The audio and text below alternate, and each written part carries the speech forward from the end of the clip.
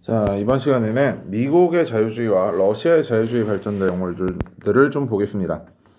그럼 미국의 자유주의는 일단 기본적으로 남북전쟁이 가장 먼저 들어가 있어요. 자유주의라는 것 자체가 어떤 불합리한 상황에 처해 있던 사람들에 대한 어떤 자유의 획득 이런 거기 때문에요.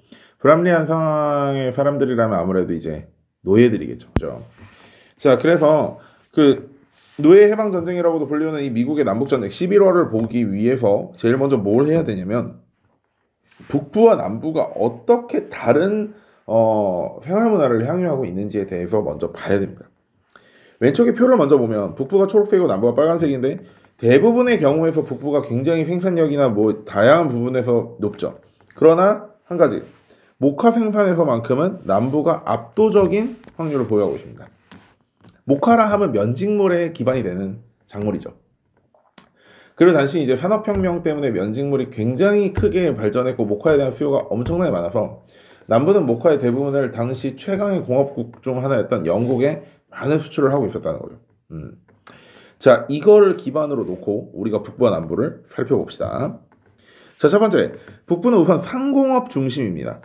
상업과 공업이 중심이 되기 때문에 그곳에서 일하는 그곳에서 일하는 사람들을 우리는 노동자라고 얘기를 하고, 남부는 반대로 이제 대농장에서 일하는 사람들을 우리는 노예라고 이야기합니다. 물론 농장에도 일꾼이 없는 건 아니죠. 노동자가 없는 건 아닌데, 문제는 이 대농장 일이라는 게 정말 끔찍하게 어려운 일입니다. 우리나라 신안 옛날에 그 전남 신안군에서 염전노예 사건 터졌을 때도, 지금 20세기에 염전노예가 말이 되느냐라는 의미가 있지만, 실제 그 이유를 들어가 보면 물론 그 염전노예를 쓴 새끼들은 다 모가지를 쳐서 죽여야 되는데 실제 그 이유를 들어가면 염전에서 일하려는 사람이 전혀 없다는 거죠. 너무 힘드니까. 그러니까 이 사람들이 그러면 이제 월급을 올리면 되는데 월급을 올리면 어떻게든 올 거고 하다못해 외국인 노동자를 쓰고 뭐 그런 과정으로 어떻게 좀 해보면 될 텐데 지체장애인들을 잡아다가 노예를 써먹었다는 게 문제긴 하지만 어쨌든 그 농장에 일하는 게 너무나 힘들었기 때문에 일반 노동자들이 오질 않으니까 노예를 쓰는 겁니다. 그러니까 여기 보이는 노동자가 자신의 그 노동의 대가로 받는 임금과 노예를 유지하는 데 들어가야 되는 유지비를 보면요. 여러분들은 대부분의 경우 임금이 더 많이 나간다고 생각을 하지만 아닙니다. 노예 유지비가 훨씬 비싸요. 생각을 해봐. 선생님이 옛날에 한국사에서 산미증식 계획할 때도 마찬가지였고 방공령 설정할 때도 마찬가지였고 영국에서 그 공물법 폐지할 때도 마찬가지였지만요. 실제 그 자본가들이 노동자들, 폴레타리아에게 월급을 주는 것은 밥만 먹여 살릴 수 있을 정도만 주면 된다는 겁니다. 그들의 그 사고방식에서는. 그러니까 밥값 플러스 알파 정도면 돼요. 그런데 노예는 밥 먹여야 되지, 옷 입혀야 되지, 어디 재워야 되지, 아프면 약 먹여야 되지. 들어가는 돈이 훨씬 많습니다. 임금보다. 그래서 더 많은 유지비를 내고라도 노예를 쓰는 이유는 딱 하나. 왜? 실제 대농장에서는 노예를 쓰지 않으면 대농장이 굴러가지가 않기 때문이죠. 자, 남부의 대농장은 그 당시 세계 1등입니다. 진짜 그 규모나 어떠한 그 생산량이라든지 그런 것에서 굉장한 세계적인 수준을 가지고 있습니다. 반대로 아직 북부의 공업이라는 건 그 당시 이제 최강의 공업 국가였던 영국이나 프랑스를 따라가기에는 조금 부족한 점이 있었죠. 그래서 실제로 막말로 우리나라에서 뭐 그랜저도 3천만 원인데 벤츠가 3천만 원이다. 그럼 모든 사람들이 다 벤츠를 살 거 아니야. 그렇기 때문에 우리나라의 자동차 산업을 보호하기 위해서 관세를 많이 매겨서 벤츠의 가격을 높이듯이 이 당시 북부에서도 보호무역을 통해서 우리나라의 물건들, 그러니까 자기네 나라 미국의 물건들이 더 많이 팔리게 하려는 그러한 움직임을 요청을 했고 그래서 보호무역을 주장하는 거죠. 북부는. 반대로 남부 입장에서는 자기네들이 목화를 많이 팔아서 번 돈을 가지고 그냥 좋은 물건을 더 싸게 쓰고 싶으니까 사유무역을 이야기하고 있습니다. 자, 그래서 북부는 이 보호무역을 하기 위해서는 큰 정부가 필요해, 작은 정부가 필요해. 통합사회 시간에 배웠잖아, 1학년 때. 그치? 무언가 강하게 개입을 하기 위해서니까 큰 정부가 필요하고 따라서 당연히 주정부보다 연방정부의 힘이 강력한 연방주의를 주장하는 반면에 반대로 남부에서는 그냥 주별로 자유롭게 살자 이런 느낌이니까 분권주의를 주장한다는 거죠. 노예제에 대해서도 당연히 반대를 합니다. 그 많은 노예들이 풀려서 자유인이 되면 노동자들이 되고 노동자들이 돼서 일할 사람이 더 많아지면 수요가 많아지는 거니까 당연히 가격은, 즉 내가 줘야 되는 임금은 더 떨어지겠죠. 그래서 노예제를 당연히 반대하고 이들을 자유민으로 바꾸기를 원하지만 실제로 남부에서는 노예제를 찬성할 수밖에 없습니다. 왜냐하면 사업을 굴려야 되니까. 그래서 이러한 어떠한 갈등 상황에서 링컨이 당선이 되고 이 링컨의 당선이 남북전쟁의 원인이 됩니다. 링컨은 이제 더글라스라는 후보와 함께 붙어서 이제 경합을 했었는데요. 링컨은 애초에 처음부터 계속해서 노예를 해방해야 된다라고 주장을 했던 사람이기 때문에 링컨이 당선이 되자마자 남부의 11주가 연방을 탈퇴하게 됩니다. 네, 미국 연방을 탈퇴하게 돼요. 이게 이제 교과서별로 11주라고 나오는 경우도 있고 7주라고 나오는 경우도 있는데 원래 맨 처음 빠져나갈 땐 7개 주가 빠져나가고 그 이후에 4개 주가 더 합류를 했기 때문에 11주, 7주다 맞는 말입니다. 자, 그래서 1861년부터 65년까지 남북전쟁이 일어났는데 이 1861년이 굉장히 중요한 해라 그랬어요. 이탈리아가 통일되는 해기도 하고 그 다음에 러시아에서는 농노가 해방되는 해기도 하고 미국에서 남북전쟁이 일어났죠. 자, 근데 처음에는 남부가 굉장히 유리해서 이제 두 가지 이유가 있는데 일단 그 미국의 군인을 기르는 대부분의 사관학교들이 미국 남부에 있었다는 점. 그리고 당시 미국이 전쟁을 해볼 기회라는 것은 실제 이제 얼마나 실제 전쟁에서 참여를 해서 숙련병이 가지는 전투력이 굉장히 중요하거든요. 그게 이제 주로 멕시코와의 국경 분쟁 지역에서 주로 이제 미국 군의 어떠한 실전 경험이 쌓였기 때문에 남부가 처음엔 많이 유리합니다. 그런데 전쟁은 얘들아 뭘로 하는 거야? 사람으로 하는 거야? 뭐 무기로 하는 거야? 돈으로 하는 거야. 돈으로 10,000원짜리를 뭉쳐서 이렇게 때려 바르면 그럼 전쟁에서 이겨. 전쟁은 돈으로 하는 거기 때문에 실제 인구라든지 남자라든지 뭐 수많은 생산량에서 전부 다 북부가 우위를 점하고 있었고 결국 남부는 장기전이 되면 될수록 이제 생산은 떨어질 수밖에 없어요. 근데 남부도 처음에 이제 각을 쟀으니까 전쟁을 했을 거 아니야. 그 각이 뭐였냐면 우리가 영국에 수많은 목화를 팔고 있으니 그 면화를 팔고 있으니 영국이나 프랑스 같이 우리의 면화를 수입하는 국가들은 우리를 도와주겠지 이런 생각을 했는데 실제 프랑스와 영국은 이들 사이에 개입을 하지 않고 자기들의 식민지에서 면화를 공급해오기 시작합니다. 그렇게 됐었던 이유 중에 하나가 이 영국인 잉클과 흑인이었던 아리코의 사랑으로 시작해서 비극으로 끝난 이야기죠. 영국인 잉클은 이제 배를 타고 어딜 가다가 배가 이제 폭풍을 만나서 난파를 했고 그래서 어떤 섬에 불시착을 했는데 그 섬에 이제 흑인들밖에 없었나 봐.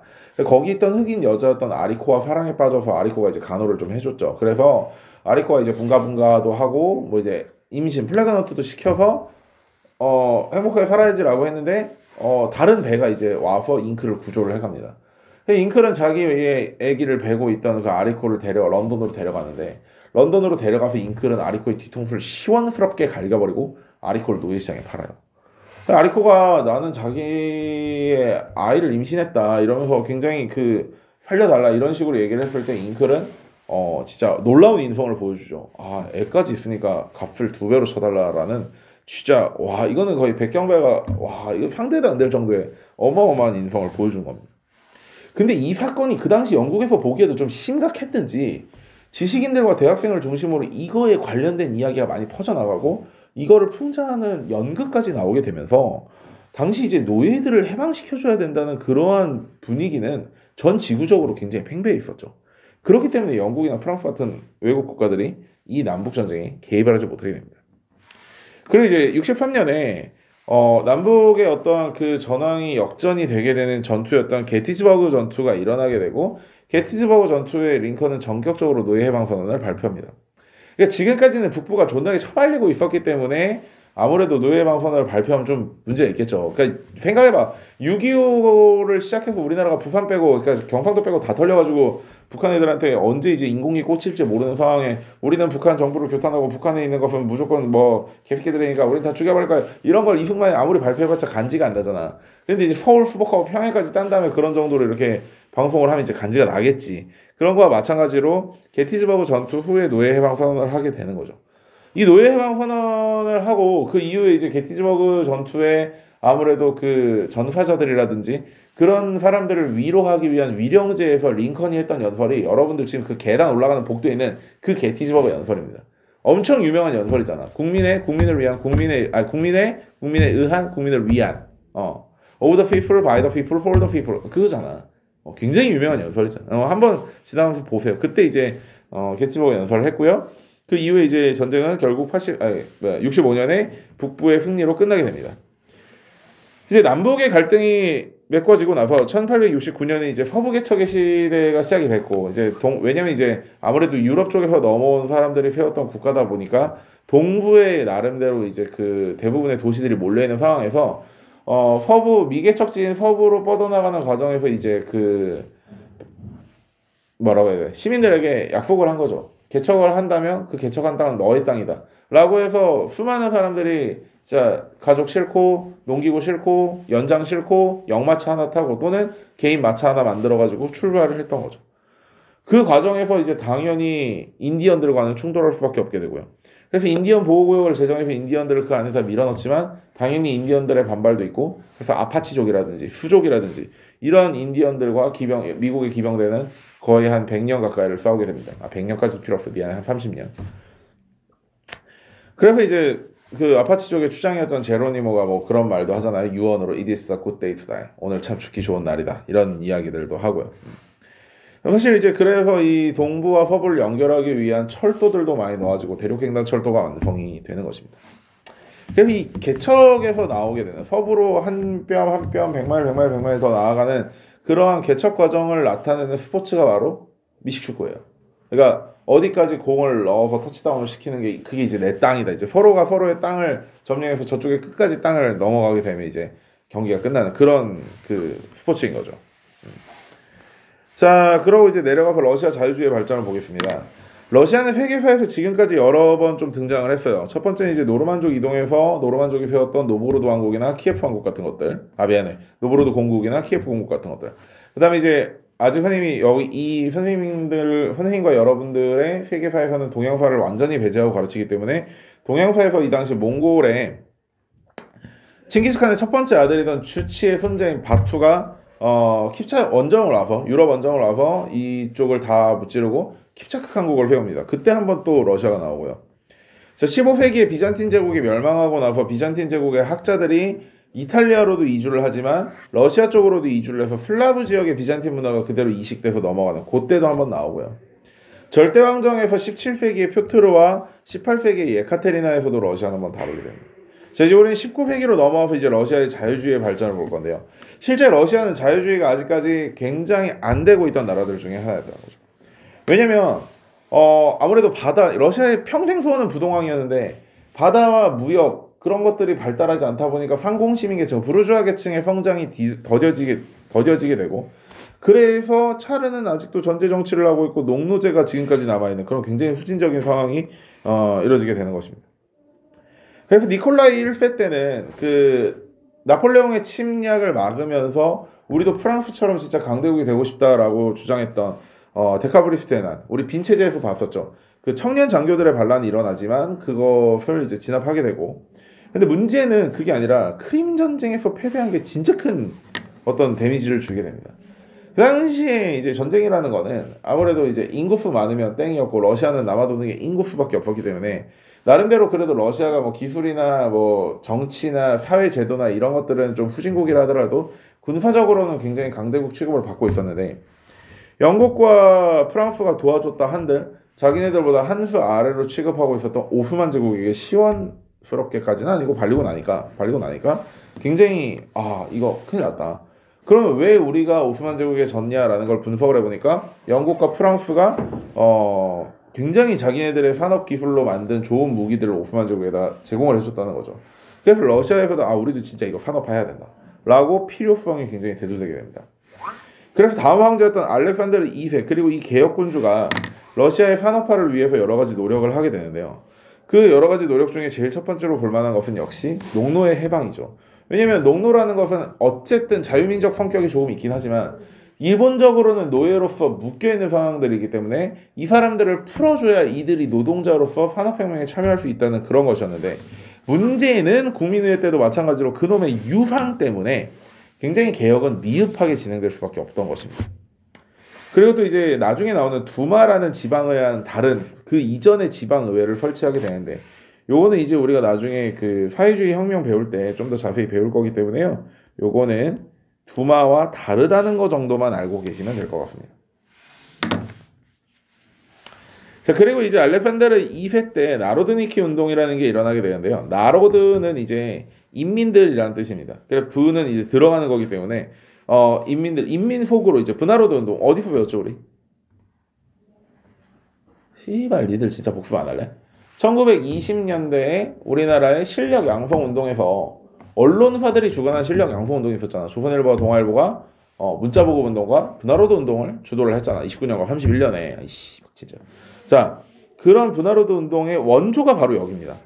그런데 문제는 그 당시 농민들은 밖에 나가서 하루 종일 힘들게 일하고 왔는데 여기 와서 다시 와가지고 그냥 편하게 자고 싶지 공부하고 싶지가 않았단 말이야. 이게 동아일보와 조선일보가 주장했던 그 시대와 진짜 다른 게 그 시대는 사람들이 공부를 하고 싶어도 일본이 학교 자체를 안 만들어준 시대야. 그래서 대학생들, 상록수 같은 소설에 나오는 대학생들이 방학 때 내려가서 글 알려주고 이런 것들이 굉장히 이렇게 호응이 좋았던 시대지만 이 당시는 너무 힘든데 왜 우리가 와가지고 글까지 배우고 이런 것들을 배워야 되느냐, 우리는 이런 거 하지 않겠다라고 하면서 이들을 막 나루도 운동을 하는 사람들을 막 반체제주의자라고 국가에다 고발하고 이런 상황까지 넘어가게 되는 것입니다. 그러니까 뭔가 실제 러시아의 발전을 위해서 시민사회의 성장이 필요하다고 생각하고 시민들을 키우고 싶었던 이 분하로드 운동을 했던 나로드니키들은 이제 점점 이제 아무래도 효과가 없고 성과가 없다 보니까 지쳐가는 과정에서 일부가 허무주의자들로 변질되게 되고 그 허무주의자들의 또 일부가 알렉산드르 2세를 암살하면서 러시아의 자유주의의 발전은 아무래도 실패로 끝나게 되고 맙니다. 자, 밑에는 이탈리아의 통일과 독일의 통일에 관련된 사료니까 한 번씩 읽어보시면 좋을 것 같습니다. 자, 이렇게 해서 2학기 1차 고사 시험 범위를 마무리하겠습니다. 자, 여러분 고생했습니다. 안녕.